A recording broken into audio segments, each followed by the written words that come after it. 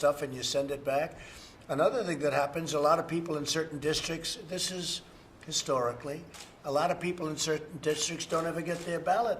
They keep calling, where's my vote, where's my ballot? Then election day passes and they forget about it. And that can happen in the thousands. I'm not saying it does, but it can, it probably has. Just to follow up on that, sir, are you concerned about the message that you're sending of saying you may withhold funding from Michigan when it's also going through these issues with the water? No, I'm not. I'm not concerned at all. We're going to help Michigan. Michigan is a great state. I've gotten tremendous business to go to Michigan. Michigan's one of the reasons I ran. I was honored in Michigan long before I thought about. I was honored as the Man of the Year in Michigan at a big event, and I got up and I remember so well. I spoke probably 5-6 years before I even thought about running for president, and I got up and I spoke. And I said, why are you allowing them to steal your car business? You know, we lost 32% of our car business to Mexico, and a lot of it came out of Michigan. And I said, why did you allow that to happen? And I posed many questions to Michigan that night. I think it made it quite an impression. And now we have those same car factories that are coming back, except in a brand newer and bigger form. So I think we're going to do very well in Michigan. I guess we just got a poll that's very good right here. A very good poll about how we're doing in Michigan and other swing states and just generally in the election. But I won't show you. I'm sure you can get it. I won't flip this over. Everyone is saying, could you flip it over? But no, I think we're doing very well in Michigan. Very great place. And I'll be there tomorrow. And I guess it's tomorrow, but I'll be there tomorrow, the Ford plant. And I'm maybe going to do the double stop or I'll go back on the dams. But we have to take care of that problem. Mr. President, with 4% of the world's population and 30% of the outbreak, what would you have done differently facing this crisis? Well, nothing. If you take New York and New Jersey, which were very hard hit, we were very, very low. And in terms of morbidity and in terms of, you look at the death, relatively speaking, we're at the lowest level along with Germany. And Germany, us, there could have been some smaller countries too, perhaps. I'd like to ask you maybe about that, if I could, Deborah. We've done, you know, amazing well. I think the biggest thing we did is stopping the inflow from China into our country, and Deborah was a big supporter of that. I mean, in terms of how important it turned out to be, and so was Tony Fauci. They were very, very. Tony said we saved thousands and thousands of lives. That was a great decision that was made, and that was made very early. Please, Deborah. Yeah, I think it's always confusing, and particularly confusing to the American people when we don't emphasize the size of our country. We're the third largest country in the world. But every country has a different experience with this virus. And so you have to adjust everything to population size. And so when you look at Spain and Italy, our attack rates to this virus are identical to other countries that have experienced the type of epidemic that we have experienced. And so every country is different. That's why you really need to always report data normalized per population. And then you look at the mortality by population, and it's true, we have, compared to our European colleagues, some of the lowest mortality, about half of Italy and Spain. And so I think it's really important that, and then these two states represent what we've been asking states to do. In Kansas, they found 50% of their clusters were in specific meatpacking, nursing homes. They identified their clusters, they found their clusters, they took care of those clusters, and that was 50% of all of their cases. In Arkansas, 80% of the Arkansas individuals have recovered with less than a 2% mortality. And so it's really important. We're a big country, but each state is different. But as a country, we're different than other countries around the world. We'll be asking questions later about, why were certain countries completely spared? And I think that's always a question that we have. Epidemiology is like that. But if your country has never had significant infections, you can't compare it to a global number. There's multiple countries in Africa where there's really almost no outbreak, and then South Africa has a very different outbreak. So each of these outbreaks are different, and that's why it has to be really granular to understand it and to respond to it. And you can see these two states have done exactly what we asked them to do.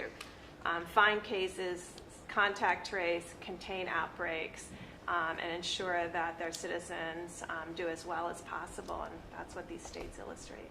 And just to finish your question, though, I mean, so we're in that category along with Germany as the lowest, and I think that's it's a great honor, and that's including New York and New Jersey, which have had they had a very high number.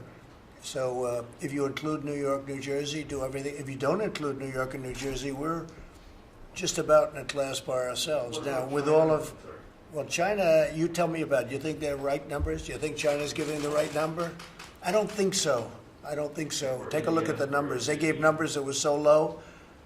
I mean, I saw more problem on television than they were reporting, just by looking at a picture.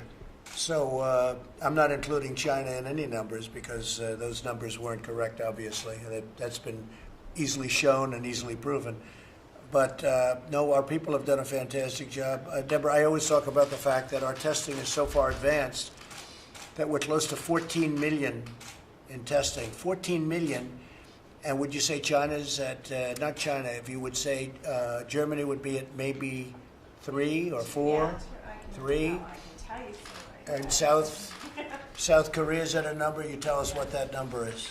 Well, we've been way ahead of South Korea for a long time. Way ahead of everybody. Germany's done 3 million tests, Italy 3 million tests, UK about 2.7 million, Spain 3 million. And I think to us, it's not just the number of tests, it's how those tests are utilized. Quality. And I think in both of these states, you can see they focused testing where they knew the outbreaks were, and now they're proactively testing in nursing homes where they think the outbreaks could go next, and finding the asymptomatic cases. I think we've only learned in the last couple of months how many asymptomatic cases there are.